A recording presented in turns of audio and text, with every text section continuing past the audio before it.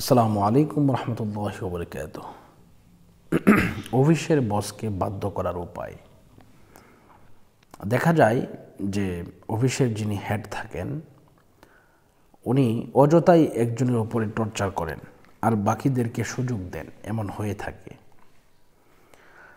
আপনি অফিসের বসকে কিভাবে খুশি করবেন?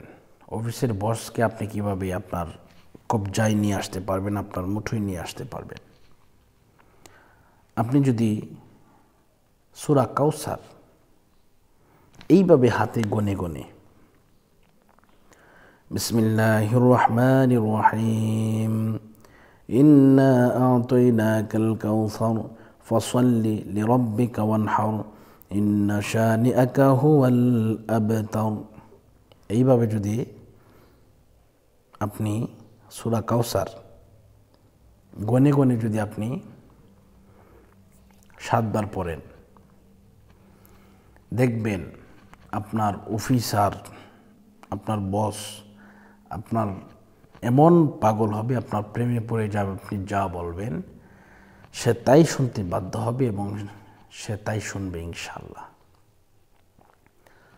এরপরে আরেকটি আমল আছে, এটি আপনি বাড়িতে গিয়েও করতে পারেন, অফিসে থাকা অবস্থায়ও করতে পারেন, আবার বাড়িতে গিয়েও করতে পারেন। তা হচ্ছে এই আমল। বিসমিল্লাহির রহমানির রহিম লিইলাফি কুরাইশিন ইলাফিহিম রিহলাতাশ শিতাই ওয়াস সাইফ ফালইয়াবুদু রাব্ব হাযাল বাইত আল্লাযী আত'আমাহুম মিন জু'ইন ওয়া আমানাহুম মিন খাউফ। এই আমলখানা যদি আপনি এই আমলটা, এই দুইটি আমল করতে পারেন, দেখবেন আপনার অফিসের বস আপনার জন্য পাগল পারা হয়ে গেছে।